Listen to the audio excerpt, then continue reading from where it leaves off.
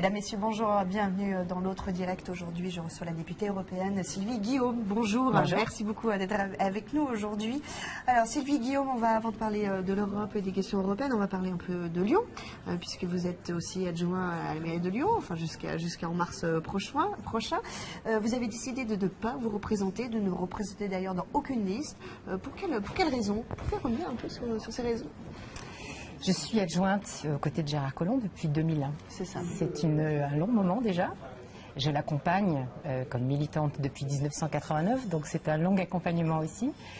Donc je pensais qu'il était utile de pouvoir mettre un terme à cela et puis passer effectivement à me concentrer sur la question européenne. Parce que en réalité, et là, de loi sur le cumul fera bien son œuvre. D'une certaine manière, je l'anticipe aussi en prenant ma décision maintenant. En 2007, vous ne pourriez pas être dans les... 2017, pardon, vous ne pourriez pas être à la fois dans l'exécutif voilà, et donc députée j'anticipe en considérant que le cumul, quand on veut correctement faire son travail de législateur, de parlementaire européen, qui plus est à Bruxelles ou à Strasbourg, donc loin de Lyon, et en même temps exercer une fonction exécutive est quelque chose de très difficile.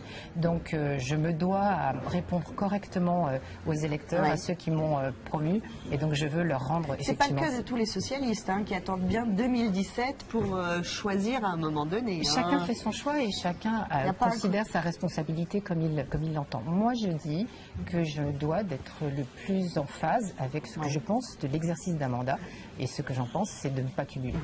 Gérard Collomb a présenté ses têtes de liste dans les 9 arrondissements, ça y est, il part en campagne. Qu'est-ce que vous pensez de ces têtes de liste qui est plutôt, au lieu d'être une ouverture, j'allais dire à gauche, et peut-être une ouverture plutôt à droite, ou en tout cas au centre? Je trouve que c'est un exercice d'équilibre assez réussi entre l'expérience, comme on dit, l'expérience, et des gens plus jeunes, des gens qui viennent de traditions politiques différentes, et des gens qui ont des pratiques, simplement des pratiques politiques plus ou moins affirmées dans le temps. Donc je trouve que c'est un équilibre qui est assez à l'image de la société lyonnaise, qui est diverse, qui est diversifiée, et qui s'incarne par ces têtes de liste. Mais vous savez, les têtes de liste, c'est une chose. Après, il y a les bilans, il y a les listes elles-mêmes, voir de quelle manière elles vont être composées, comment elles vont incarner justement cette dimension de diversité lyonnaise, et puis le programme, c'est ça qui fera réellement la campagne. Alors, il y a aussi, vous avez quand même un petit différent avec Gérard Collomb à propos des demandeurs d'asile.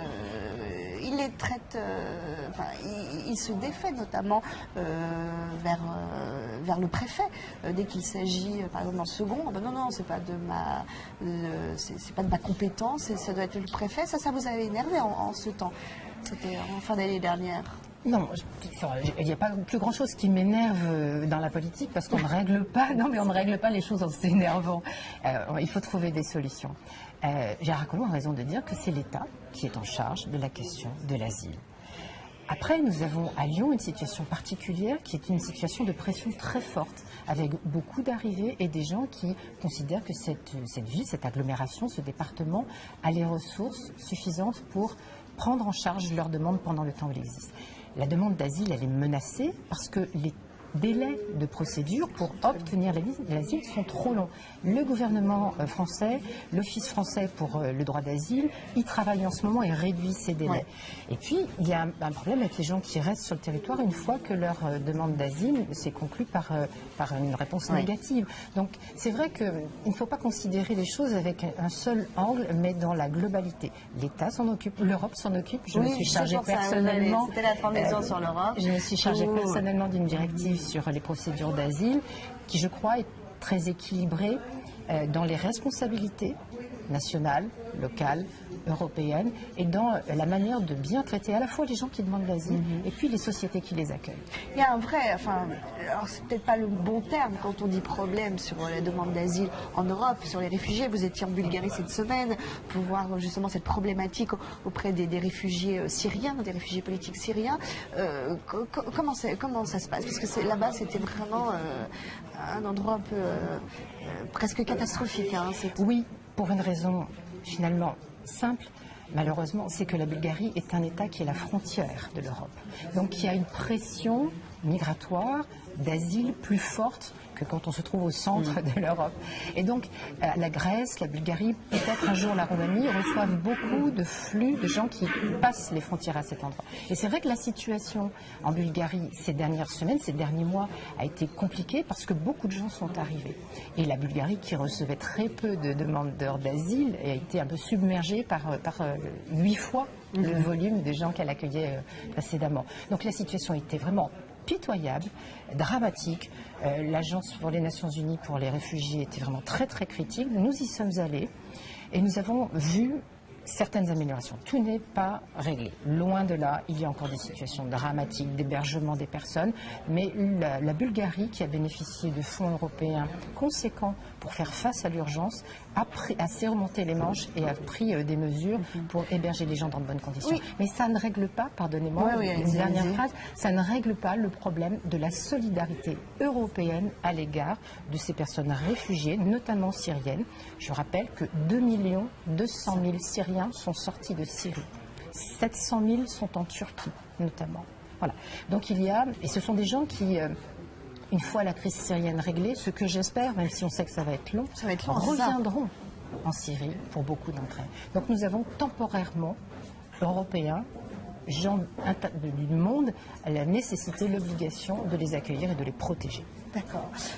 Autre chose, autre sujet en ce moment qui a une ampleur au niveau européen, c'est l'IVG. C'est ce retour à ce droit-là. Est-ce qu'on assiste à ça, notamment en Espagne, on l'a vu, même en France aujourd'hui. En quoi c'est inquiétant.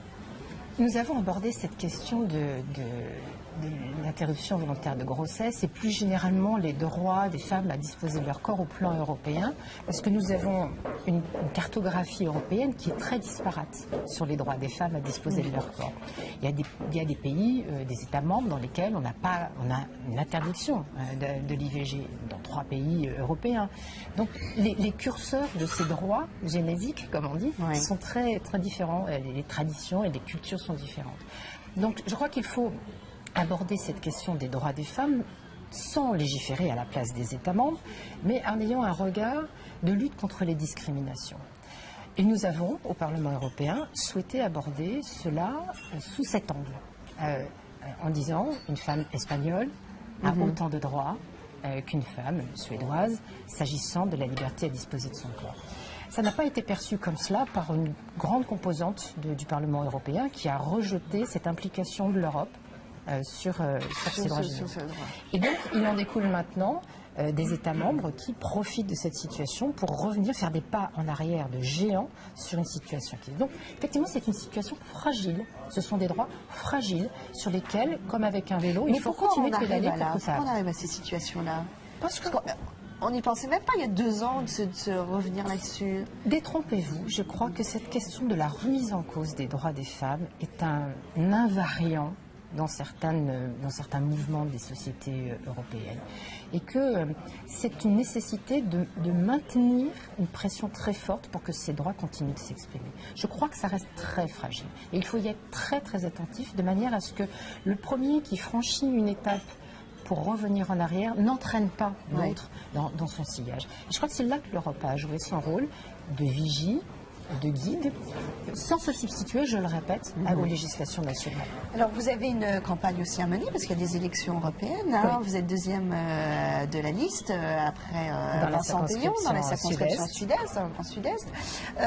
Comment vous allez mener cette campagne qui va être finalement très rapide, juste après les municipales, au mois de mai? Ça va être compliqué là aussi. Oui, c'est vrai que nous risquons d'avoir une campagne européenne masquée par la campagne municipale, mais en même temps, je crois qu'il faut en faire un atout. Vous savez, l'Europe qui est souvent critiquée pour être un monstre un peu technocratique, assez lointain, etc. Elle a aussi une action... Ça vous arrange pas cette date quand même?